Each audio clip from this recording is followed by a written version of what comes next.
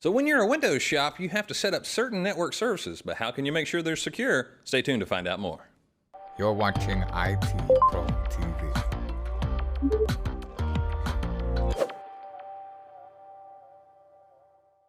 Hello everyone, and we come back to you with more GSEC, and in this episode we're talking about securing Windows network services. I'm proud of myself because that was 4 words. That was a lot. That was a lot. I mean, that's like the second time that's happened in this series. It's getting better every day. That's all right, but our 3 main services are IPsec, IIS, and remote desktop, right? Those are the ones that are officially called out in the objectives list from GSEC. All right, so where are we going to start? Well, let's see here. Let's go with IPsec. All right, let's do it. So IPsec, right? We know it. It's been around a while. It's been doing its thing for a hot minute. And we typically see, and that's where I'm going to go with this, we typically see this with VPNs. VPN connections, a lot of times, are being encrypted. Because, fun fact, just because you have a VPN doesn't mean it's encrypted, technically, right? You don't have to encrypt a VPN tunnel. You got GRE tunnels. It's just general route. Yeah. It's just creating a tunnel. I don't know why you would do that, but it happens. Maybe you want a specified path, or who knows. If I want to go through the trouble of setting up a tunnel, though, It's like, it feels like somebody's like, so listen, I know you're cooking potatoes, but don't put salt in them. no. I'm like, but I literally better. just have to do this. Yeah. and they're going to taste good, right? That's the same thing with tunneling. I agree. Setting up these tunnels. Boom. Yeah, Little dash of just security. add that security, right? Yeah. It's so simple. IPsec is usually what we reach for to salt that VPN tunnel with. And so when you see VPN connections, you're probably going to see an option for using IPsec. Now, it's a lot of times also paired with IKv2, which is the key exchange protocol that's used. That is really good at securely exchanging those key pairs, and then you can then encrypt that tunnel using IPsec.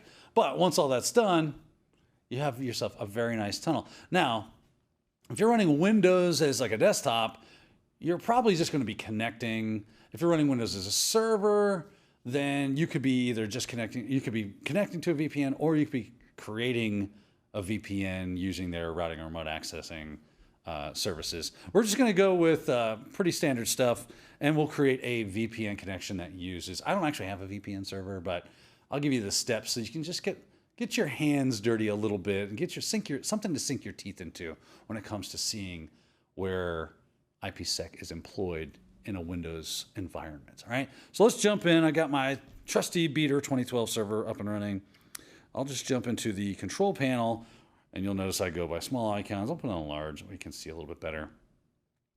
And if you go to, in alphabetical order, Network and Sharing Center, and of course, if you're running 2016 or 2019 or a Windows desktop variant, it's going to be pretty similar. And then you'll see this lovely set up a new connection. You'll notice it says set up a broadband dial-up or VPN connection. So that's what I want. Scroll out there. And here we have connect to the internet or connect to a workplace. You're seeing that VPN type of verbiage right there. So that lets you know that's what you want to go with. Then click next. Here, since I don't actually have a VPN connection or an internet connection that I want to use, and I'm not dialing directly, right, through a phone number, I'm going to use this. And again, there's that VPN verbiage, always holding your hand along the way. That is one thing I got to give Windows. It does try to make it pretty straightforward on what it is you're looking for. Sometimes it doesn't hit the mark, but in this case, it's doing a pretty good job.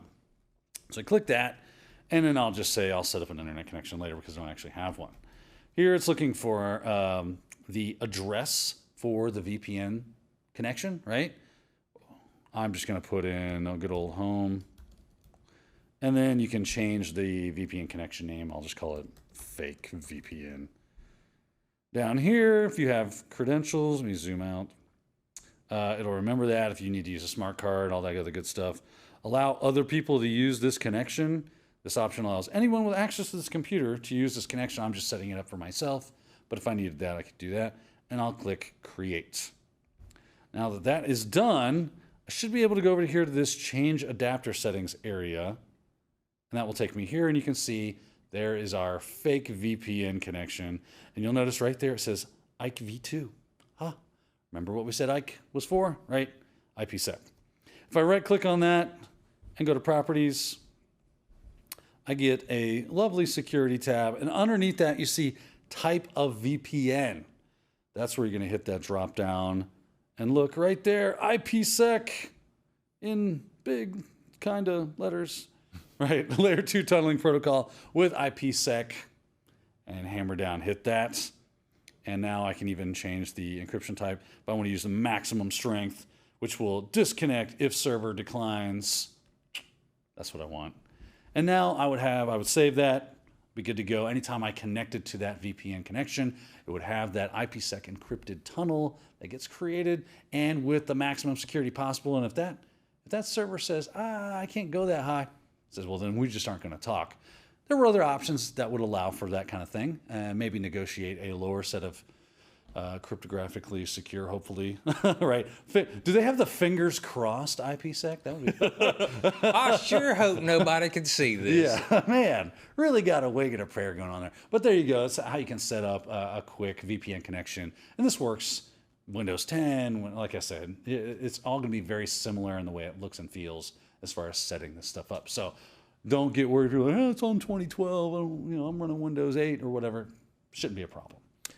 I remember this kind of wizarded setup of network connections from way back when and even more recently, so it is going to be very similar. It does hold your hand. Speaking of holding your hand, you know what holds your hand really well? Securing web servers. So tell us more about IIS. Yeah, I like the setup there. Yeah, them securing that web server. That's so easy. It's not easy. It's really hard, right? Actually. So, we're just kind of going to give you some guidelines because, this is so Windows Internet Information, right? Isn't that what it is? I wrote it down. I was just looking at Internet Information Services. Internet Information Services, that's what it is. IIS. It's got a long and what's the word I want to use here? Interesting? Interesting. We'll go with interesting. It has Intriguing? a long and interesting past. It's been known for some huge vulnerabilities, but Microsoft heard, hey, you know what? We don't want to be the guy everybody's pointing at when you want to make fun of someone about insecurity. So they did start hardening things up. And if we as administrators have our wits about us, we should be trying to follow some sort of best security practices. Let's just jump into IIS and see what we can fiddle with and maybe some things that might give us pause. Let's go to the server manager. Now, of course, you have to have the role installed. If you don't, you're not going to get a lot of places. Rule number 1, this is a domain controller. This is a demonstration, so don't hit me with a stick. You should normally not install IIS on a domain controller. You should make it a dedicated server because you don't want to start fighting with things or have one thing that's insecure affect, right? You should always segment web servers because by default, they're a portal to you. Exactly. For the most part. Right. How do they work? Even if it's intranet, it's still a portal to other services. Because users are connecting to it and they're meant to, and it probably connects to something else. So I want to give them as, hey, right, the rule of least privilege, right? Principle of least privilege, that's what they call it. Principle of least privilege. Don't give everybody access to stuff they don't need access to. It's that simple. So the more you can segment, the better. But now that I have that installed, I can go over here to this IIS thing, or I can just run over to Tools, and then it should have, there it is right there, Internet Information Services Manager, which will allow you to manage IIS. Blow that up, and over here we have our start page. I can start to drill down and look for a site. Yeah, do not show this message anymore. There we go. Do you want to get started? No, I don't. I'm already started. Get back over there. There we are. Under there is sites. I've got the default site, which leads me to one of my other things. Don't put everything in one site, and especially don't put it in the default site. Bad idea. So if you have something you want to make, you will have this idea of a web application or just a static website, give it its own site. It's as simple as a create new site. There you go. Do all the stuff there for that. But once I've clicked that, you'll notice that I now have options over here to the right. One is like authentication. One of the things they like you to do is, well, we've got anonymous authentication. If you double click that, don't really have, we got to edit. So you have actions, or you can right click. and click edit. It's saying, do you want to specify a user, which I think the IISU something is the yeah, it's a weird name. Anyways, you'll see it. That's typically the user. I changed it to application pool identity, which is something that Microsoft recommends. So I did that. If we go back to the default site, let's take a look. What do we got here? Oh, here's a fun one. Directory browsing. Right there. I like Justin's body language on that. No, turn that off. Yeah, you're going to want to turn it off. Good news is this was, I think, disabled by default. Okay, that's good because I have fairly recently seen in logs someone trying to do a directory traversal for a Windows machine, trying to find like system files and stuff. So there are automated tools that'll just churn through those. Yeah, I use them all the time because then I can find stuff that you probably just were either unaware of that was attached to your site. Or was oversight. Right. And you can see right here under the alerts when I clicked on that, directory browsing has been disabled. So good on you, Microsoft, for making that happen. Let's go back, see what else we got on the chopping block. Hey, there's logging, HTTP response headers. Could be good. Let's see what it does. You can add a header.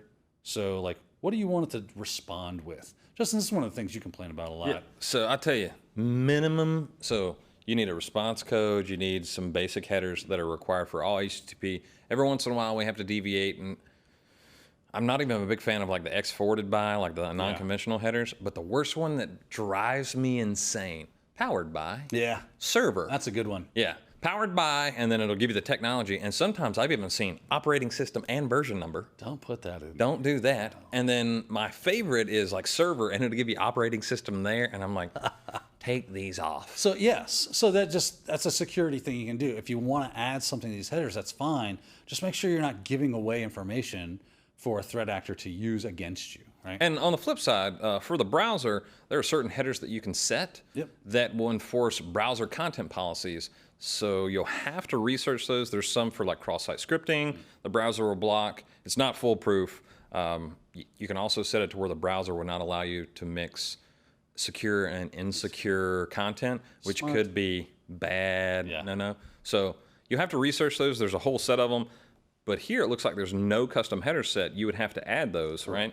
Okay. So again, defaulting into some security. It's not just giving away the everything that you have. All right, let's see. I know we got a couple more things, and we'll call it a day on IIS.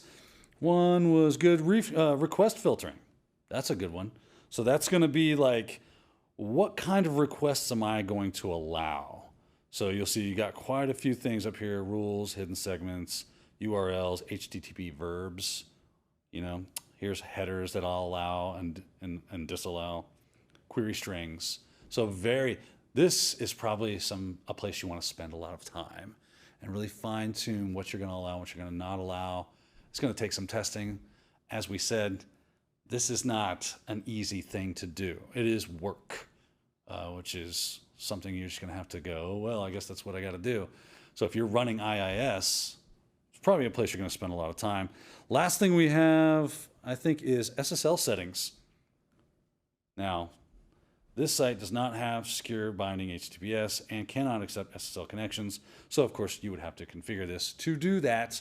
But it is a good idea to enable HTTPS for your site. No good reason not to anymore that I can think of. Two things about those last things. Your monitoring of your website, looking at your logs, you're probably going to constantly revise those rules. You have a good set starting out if you look for a variety of guides. But you may have to revise them. Be like, wow, I never thought people would throw that at the query string. I need to filter that out. Or, why am I getting a bunch of patch requests? Oh, I accept patch. Oh, my server's down. Uh-oh.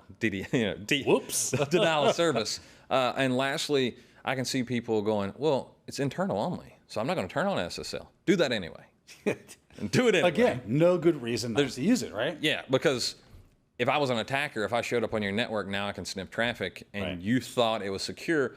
I think the illusion of being secure is worse than just actively going, nah, I'm not secure. Because at least you're aware of it. Yeah. But if you go, I'm internal, it's fine. And I go, yeah, them passwords are sweet. I love them. I love them. Yeah, IIS. Yeah. Actually, I'll be honest with you. Some of that tooling it makes me envious for some other web servers that I That's use. understandable. But all that other stuff looks like garbage. It is wicked difficult to get configured and ready to go. But those people that work with IS day in and day out, I bet they're really good at that. Justin and I are more Apache Nginx kind of guys, which is fine to say because this is not a vendor-specific certification. Hey, you like what you like, right? Speaking of like getting into some vendor-specific stuff. Okay. Remote desktop, is that a Microsoft only thing Yeah, that we need to worry that's about? a Microsoft thing. Now, there are clients out there. Yeah, there are that clients will for other things, connect. but the remote desktop services are, or terminal services, they're pretty good. I like them, right? It does make your life a little bit easier. Now, as the filming of this episode, there are some nasty bugs out there for it right now. I'm thinking like Bluekeep and Deja Blue and all these vulnerabilities that are specific to RDP, which is why we need to talk about securing RDP, right? Let's jump into that. If we want to secure remote desktop services, well, there's an easy way to do it. If you turn it on, I'll go to the control panel, and under there you should find System. I go to, which is right about there, right? Yay, System. I bring that up over here. We have Remote Settings. And from there, you have this Remote tab under System Properties. It's going to allow you to enable remote assistance, not here though, or don't allow remote connections to this computer. Hey, oh, but I want to remote connect to it. I know. Do I need to do that? So you really need to make that decision. That's one of the things you're going to have to come down on. Restricting access. Some things don't require remote, or should it be done even if you could, right? Just because you can doesn't mean you should give it remote access. Yes, it might be a little more difficult to deal with, but depending on the security of it, that might be the way you want to go. It's just say, I'm not going to engage in that activity. So you might want to hit that don't allow remote connections to this computer. But if you do, you hit allow remote connections, and that will allow just about anybody with a client to connect to it, which is what I do because I'm typically connecting from a Linux machine.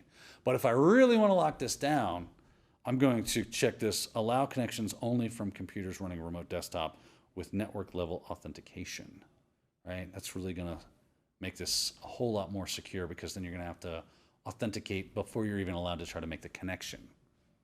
So that kind of drops down a bit on the brute forcing kind of stuff. Now, not the only thing that we can do, we have this select users, and it'll tell you that the users list below can connect to this computer and any members of the administrators group can connect even if they are not listed. So it's something we need to keep in mind. If I've got Justin as a local admin, but I don't have him in the remote desktop users or I don't have him sitting right here, then he can still connect because he's an administrator and it makes sense that he should be able to do that. But if I didn't think that through and he doesn't actually need remote access, I need to come up with some other role-based policy for how he connects to this computer, if he connects to it at all. So there you go. Keep that in mind. So I'll cancel out of here. A couple other things we can do as far as gaining access to this, like maybe from a client or from the outside. Do things like restrict access through the firewall. Create some firewall rules that say, unless you're connecting from this, or from this area, or from this IP, or this device, then you're not going to get anywhere, right? You could couple that with some VPN access. Throw a VPN on there. Unless you're connecting from the VPN, which has this IP, then you're not going anywhere. Use jump boxes, that kind of stuff. At this day and time, you probably want to avoid exposing RDP to the internet at large. You're going to want to VPN in, firewall rules, then you can gain access to RDP. They even have what they call the RDP gateway, which is meant to kind of serve as that, at least that's what it seems like. Like a bastion, like a guard going, we verified this person is legit. Now they can do RDP things. You connect to the RDP gateway, and the RDP gateway then connects to the RDP server that you want to connect to, and then facilitates that connection for you. So now you've got that middleman kind of passing things along, which is much more secure than actually exposing the endpoint that you're trying to connect to to the internet. And I would say if you're currently looking at your network, I would check your firewall rules. Even if you're like, yeah, we got firewall rules. Yeah. I have seen people just say, turn on port 3389, everything wide open because people need to remote desktop from anywhere. Yep.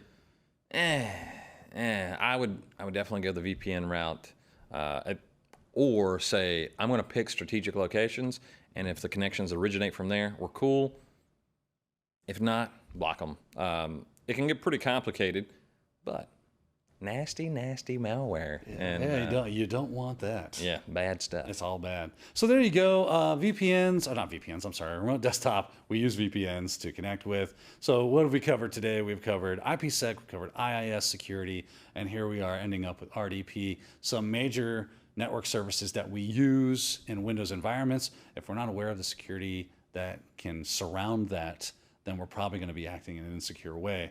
So hopefully now that you're aware, you'll be able to configure and use it and be more secure. You know what I like about these shows? What's it that? always gives me a little tidbit of something I need to, at the very minimum, check on my home network, right? I like to try to do that on my home network because it at least puts security kind of forefront in my mind. And, well, it's a fun little exercise.